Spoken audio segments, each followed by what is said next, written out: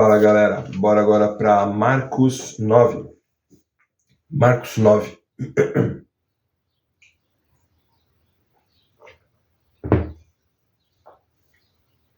Marcos 9. E Jesus terminou dizendo: Eu afirmo a vocês que isso é verdade. Estão aqui algumas pessoas que não morrerão antes de verem o reino de Deus chegar com poder. Jesus, Moisés e Elias. 6 dias depois, Jesus foi para o Monte Alto, levando consigo somente Pedro, Tiago e João.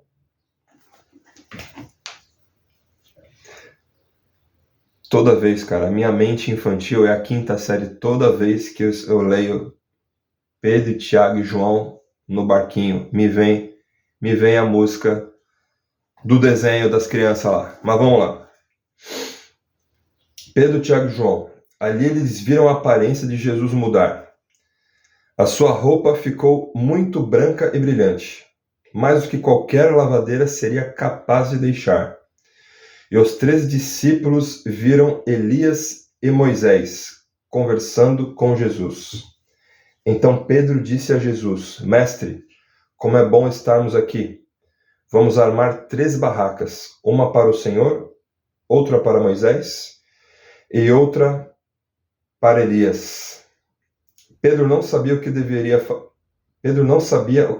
dizer, pois ele e os outros 2 discípulos estavam apavorados. Logo depois, uma nuvem os cobriu, e dela veio uma voz que disse: Este é o meu filho querido, escutem o que ele diz. Aí os discípulos olharam em volta e viram somente Jesus com eles. Quando estavam descendo do monte, Jesus mandou que não contassem a ninguém o que tinha visto, até que o Filho do Homem ressuscitasse. Eles obedeceram a ordem, mas discutiram entre si sobre o que queria dizer essa ressurreição. Então perguntaram a Jesus: Por que os mestres da lei dizem que Elias deve vir primeiro? Ele respondeu: É verdade que Elias vem primeiro para preparar tudo. Mas por que é que as Escrituras Sagradas afirmam que o Filho do Homem vai sofrer muito e ser rejeitado? Eu afirmo a vocês que Elias já veio e o maltrataram como quiseram, conforme as Escrituras dizem a respeito dele. A cura de um menino. Quando eles chegaram perto dos outros discípulos, viram uma grande multidão em volta deles e alguns mestres da lei discutindo com eles. Quando o povo viu Jesus, todos ficaram admirados e correram logo para o cumprimentarem. Jesus perguntou aos discípulos: O que é que vocês estão discutindo com eles? Um homem que estava na multidão respondeu: Mestre, eu trouxe o meu filho para o Senhor, porque ele está dominado por um espírito mau e não pode falar. Sempre que o espírito ataca o meu filho, joga-o no chão e ele começa a espumar e a ranger os dentes. E ele está ficando cada vez mais fraco. Já pedi aos discípulos do Senhor que expulsassem o espírito, mas eles não conseguiram. Jesus disse: Gente sem fé, até quando ficarei com vocês? Até quando terei que aguentá-los? Tragam o menino aqui. Quando o levaram, o espírito viu Jesus e sacudiu com força o menino. Ele caiu e começou a rolar no chão, espumando pela boca. Aí Jesus perguntou ao pai: Quanto tempo faz que seu filho está assim? O pai respondeu: Ele está assim desde pequeno. Muitas vezes o espírito o joga no fogo e na água para matá-lo. Mas se o Senhor pode, então nos ajude. Tenha pena de nós. Jesus respondeu: Se eu posso, tudo é possível para quem tem fé. Então o pai gritou: Eu tenho fé. Ajude-me a ter mais fé ainda. Quando Jesus viu que muita gente estava se ajuntando ao redor dele, ordenou ao espírito mau: Espírito surdo-mudo, saia desse menino e nunca mais entre nele. O espírito gritou, sacudiu o menino e saiu dele, deixando-o como morto. Por isso todos diziam que ele havia morrido. Mas Jesus pegou o menino pela mão e o ajudou a ficar de pé. Quando Jesus entrou em casa, os seus discípulos lhe perguntaram em particular: por que foi que nós não pudemos expulsar aquele espírito? Jesus respondeu: esse tipo de espírito só pode ser expulsado com oração. Jesus fala outra vez da sua morte e da sua ressurreição. Jesus e os discípulos saíram daquele lugar e continuaram atravessando a Galiléia. Jesus não queria que ninguém soubesse onde ele estava, porque estava ensinando os discípulos. Jesus e os seus discípulos saíram daquele lugar e continuaram atravessando a Galiléia. Jesus não queria que ninguém soubesse onde ele estava, porque estava ensinando os discípulos. Ele lhes dizia: o Filho do Homem será entregue nas mãos dos homens, e eles vão matá-lo, mas 3 dias depois ele ressuscitará. Eles não entendiam o que Jesus dizia, mas tinham medo de perguntar: quem é mais importante? Quem é o mais importante? Jesus e os discípulos chegaram à cidade de Cafarnaum.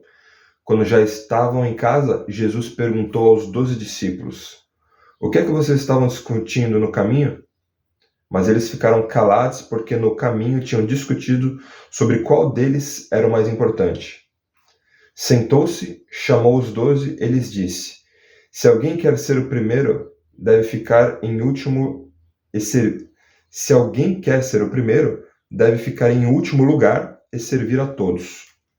Aí segurou uma criança e a pôs no meio deles, e abraçando-a, disse aos discípulos: aquele que, por ser meu seguidor, receber uma criança como esta, estará também me recebendo.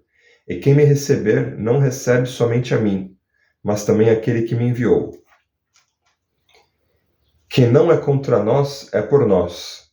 João disse: mestre, vimos um homem que expulsa demônios pelo poder do nome do Senhor.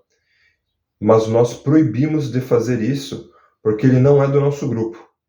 Jesus respondeu: não o proíbam, pois não há ninguém que faça milagres pelo poder do meu nome e logo depois seja capaz de falar mal de mim. Porque quem não é contra nós é por nós. Eu afirmo a vocês que isso é verdade. Quem der um copo de água a vocês, porque vocês são de Cristo, com toda certeza receberá a sua recompensa. O perigo do pecado. Jesus continuou: quanto a esses pequeninos que creem em mim, se alguém for culpado de um deles me abandonar, seria melhor para essa pessoa que ela fosse jogada no mar, com uma pedra grande amarrada no pescoço. Se uma de suas mãos faz com que você peque, corte-a fora, pois é melhor